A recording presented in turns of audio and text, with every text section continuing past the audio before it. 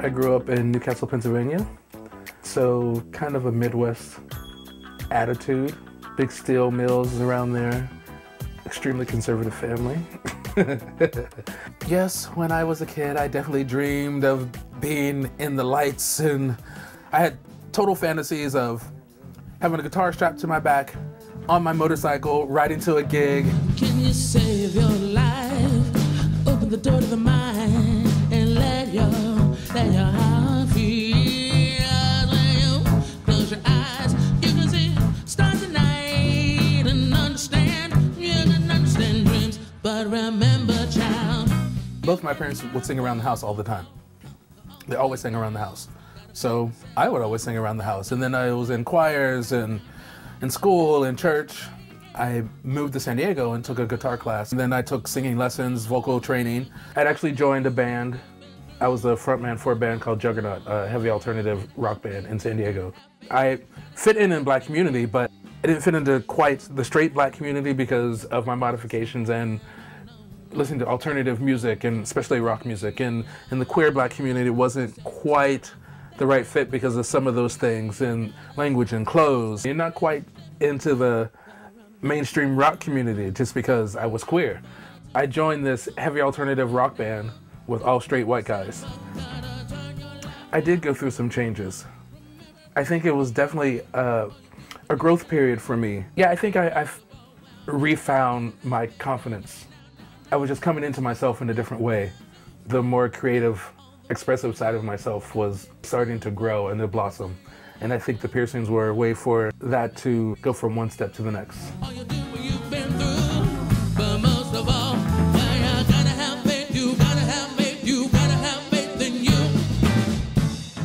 There are some really good black rock bands out there who just don't get play, even though their fans love them. Business-wise, they don't get the play, they don't get the money, they don't get the contracts. And so I think I was definitely a little disheartened in that, like, oh, me being a black man and playing rock and roll, it's what I love, and I'm not gonna stop what I love. However, it seems like there's a limit and a capacity.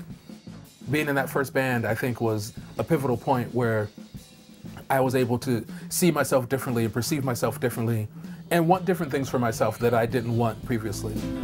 If you open your eyes to the many, open your eyes to the many possibilities, circumventing inside all around you. Yeah, you just remember you are the star child of love, love and happiness.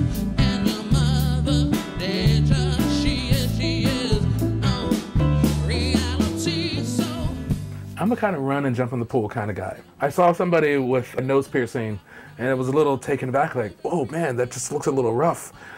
And I saw some stretched ears and it wigged me out a little bit, but that's exactly why I did it.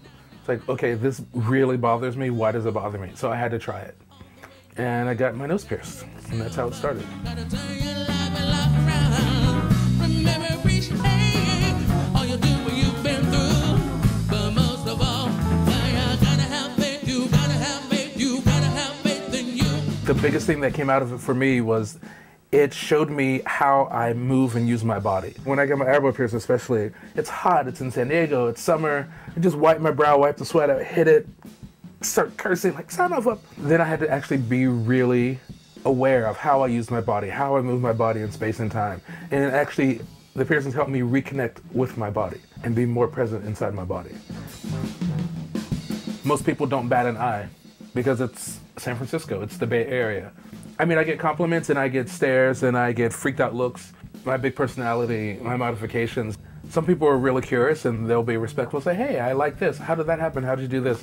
Other people will actually just want to come up and touch me, which is crossing the line. I do have some private space.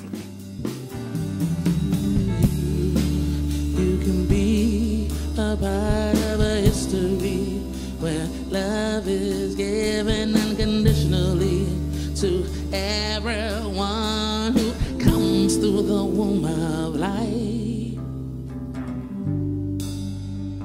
When I moved up here, that's when I picked up a guitar, and that's when I was living on my boat and started writing music. The stuff that I wrote has some rock attributes in it, as well as some R&B, some soul, some funk, and some jazz.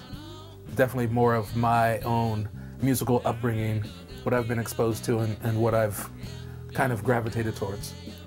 I feel like the songs I write, the content, yes, definitely it's personal.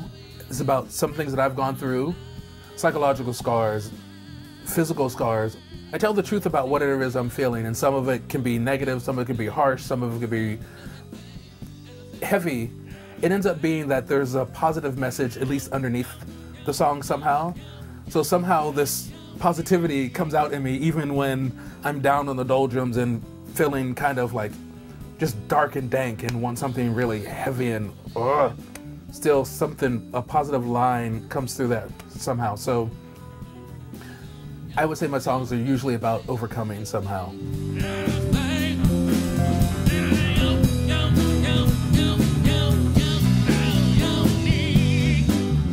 There's definitely meaning. I definitely having harmony above my heart so I can just kind of be at peace in myself, in my body. And then having some love, faithfulness, and harmony here. And in transformation, I always feel like we should transform every once in a while. We should change. Change doesn't necessarily have to be permanent or drastic, but I think growth is evolution, it's growth, it's movement. So I want to have some transformation and continue to be able to grow.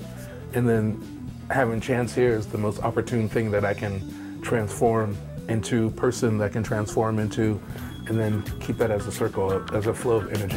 That's in my life and in my mind, body.